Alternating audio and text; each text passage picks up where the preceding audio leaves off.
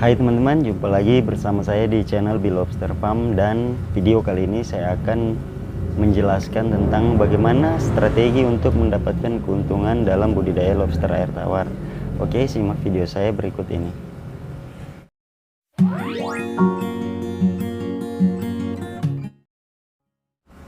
Nah teman-teman, jadi seperti ini saya akan menggambarkan bagaimana kita bisa mendapatkan keuntungan lebih dari budidaya lobster air tawar. Nah sekali lagi, video-video saya mungkin ada yang konsepnya membahas hal-hal seperti ini, dan juga ada yang membahas tentang budidaya lobster air tawar. Nah mungkin hal ini perlu saya gambarkan juga dengan konsep video-video saya seperti ini dalam bentuk penjelasan agar kita tidak salah kaprah, dan dalam memulai budidaya lobster air tawar Anda juga bisa memahami. Namun bukan berarti saya menggurui tentang hal-hal yang menyangkut aspek bisnis dalam budidaya lobster air tawar, tetapi saya hanya berbagi pengalaman saja dan apa yang saya ketahui, dan Anda juga bisa mencari referensi yang lain terkait hal-hal yang saya jelaskan ini. Oke teman-teman. Nah teman-teman, dalam budidaya apapun itu, tentu saja yang menjadi pengharapan kita adalah mendapatkan keuntungan dari apa yang kita budidayakan, mendapatkan nilai lebih, bahkan nilai tambah. Nah inilah juga yang harus kita jadikan sebagai dasar pikir ketika kita mengambil keputusan untuk melakukan budidaya lobster air tawar. Namun ada hal-hal penting yang juga harus kita lakukan, dan saya kira ini juga berlaku secara umum dalam budidaya apapun itu. Saya menggambarkan menjadi 5 hal yang harus kita perhatikan sehingga dalam budidaya lobster air tawar kita itu bisa mendapatkan keuntungan. Nah teman-teman, sebelum masuk dalam pembahasan, saya mau mengilustrasikan sesuatu atau satu hal seperti ini.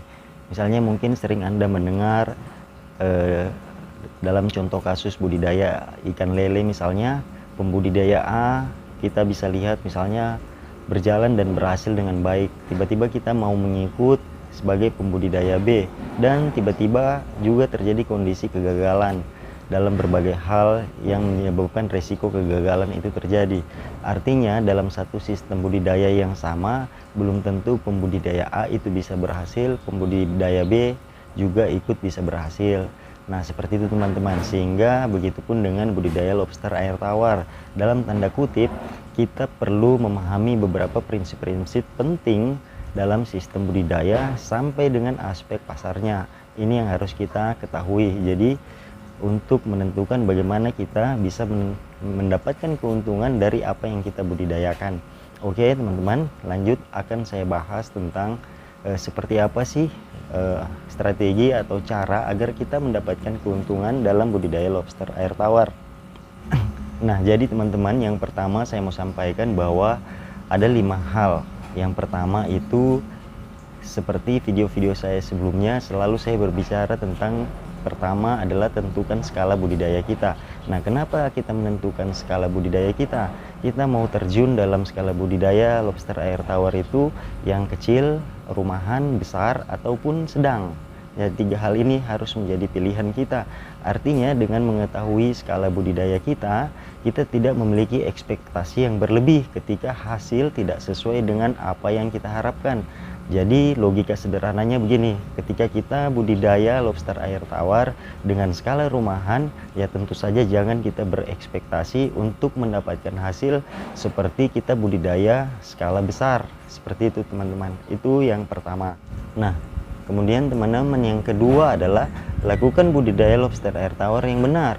Yang benar artinya semua mekanisme budidaya dari tahap persiapan, pemijahan, sampai dengan pengolahan bibit, sampai dengan panen itu Anda lakukan dengan benar. Nah bagaimana caranya? Bagi saya sudah banyak modulasi, pelatihan, dan lain sebagainya yang berkaitan dengan hal ini untuk bisa berhasil untuk membudidayakan lobster air tawar. Dan tentu saja juga dalam video saya ini saya ingin menyampaikan bahwa untuk Anda yang ingin memulai, pastikan dulu Anda sudah betul-betul bisa memahami prinsip-prinsip budidaya lobster air tawar yang benar, sehingga dalam menjalankan budidaya Anda bisa mengurangi resiko kegagalan itu sendiri, terutama pada saat tahap-tahap awal dalam memulai budidaya. Nah seperti itu teman-teman. Jadi poin yang kedua adalah lakukan budidaya lobster air tawar dengan tahapan yang benar. dari tahap persiapan sampai dengan tahap akhir. Nah, kemudian teman-teman yang ketiga, pangkas biaya untuk investasi Anda. Nah, apa saja biaya investasi dalam budidaya lobster air tawar? Yang pertama adalah biaya lahan, yang kedua biaya kolam.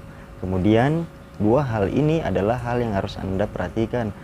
Maksud saya dalam hal ini adalah ketika lahan yang Anda butuhkan itu besar dengan skala yang besar, lakukan pemilihan lokasi atau lahan yang bisa benar-benar meminimalisir biaya investasi Anda. Dan tentu saja jangan sampai misalnya biaya yang Anda keluarkan untuk lahan lebih besar dari hasil yang akan dicapai setiap bulan. Dalam hal ini yang saya maksud adalah bagaimana mungkin sebuah lahan yang nilainya cukup tinggi yang Anda kelola di lahan itu harusnya adalah sebuah usaha yang besar. Artinya sesuaikan nilai lahan dengan apa yang Anda budidayakan. Nah, opsi lainnya adalah bagaimana Anda bisa bekerja sama atau mendapatkan lahan secara gratis. Tentu saja ini merupakan salah satu trik. Nah, untuk budidaya lobster air tawar, aspek lahan ini menjadi aspek juga yang penting.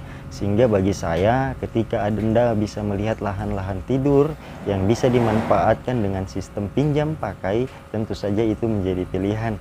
Kemudian biaya investasi yang kedua adalah pengadaan kolam.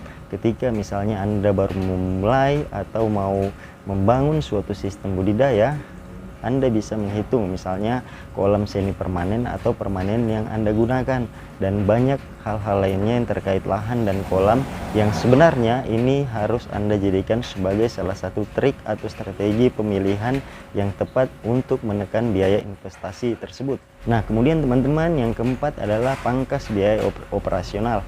Biaya operasional itu meliputi sumber daya manusia yang Anda gunakan, kemudian biaya pakan, listrik, dan lain sebagainya. Nah, bagaimana cara memangkas hal-hal ini?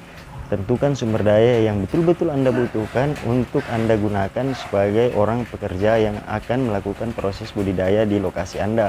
Kemudian trik yang lainnya adalah untuk biaya listrik. Seperti sistem budidaya yang saya lakukan saat ini, saya sudah tidak menggunakan pompa air yang banyak, dan itu momentual saja saya gunakan sehingga biaya listrik tersebut bisa saya tekan. Dalam sistem budidaya apapun itu, untuk bisa meminimalisir risiko kerugian adalah dengan menghindari overcost daripada biaya pakan, sehingga menekan biaya pakan dan menghindari overcost biaya pakan itu menjadi salah satu pilihan yang penting.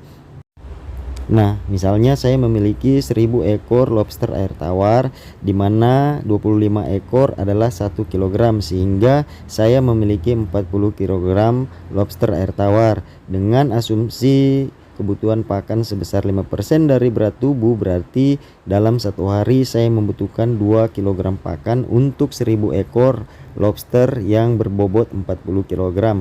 Nah, dalam hal ini ketika sudah saatnya panen, lantas dari 40 kilo ini tidak terjadi penjualan atau tidak keluar dari sistem budidaya kita, berarti kita akan menanggung overcost, dalam artian setiap hari kita menanggung biaya 2 kg pemberian pakan.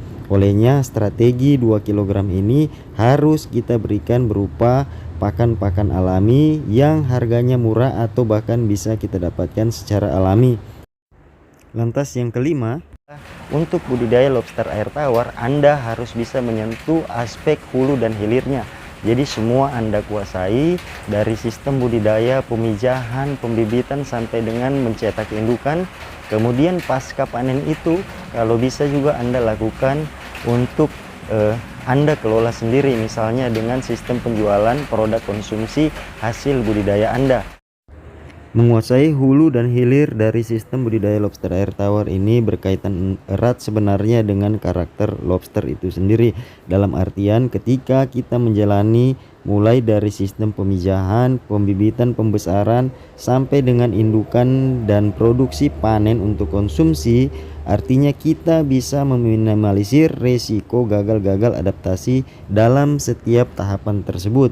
Misalnya kita mengelola tahap pemijahan, kemudian tahap pemeliharaan burayak, lantas akan kita pindahkan ke tahap pembesaran. Nah, ketika itu menjadi satu kesatuan dalam sistem budidaya kita, berarti resiko kematian itu juga bisa kita minimalisir akibat pemindahan kolam. Menguasai sistem ini dari pemijahan sampai dengan pembesaran bahkan panen konsumsi itu akan sangat menguntungkan, sebab ada banyak opsi pasar yang kita dapatkan dari menguasai sistem ini. Yang pertama, opsi pasar penjualan bibit, kemudian opsi pasar penjualan indukan, serta opsi pasar untuk penjualan hasil panen untuk keperluan konsumsi. Atau dengan kata lain, kita juga bisa menambahkan produk hilir dari budidaya lobster air tawar berupa produk jadi dalam bentuk bahan makanan untuk segera dan bisa langsung dikonsumsi. Dan saya yakin ketika kelima hal ini Anda terapkan, Anda tidak pusing lagi untuk memikirkan kemana pasarnya, dan tentu saja strategi untuk mencapai keuntungan yang lebih itu bisa Anda dapatkan.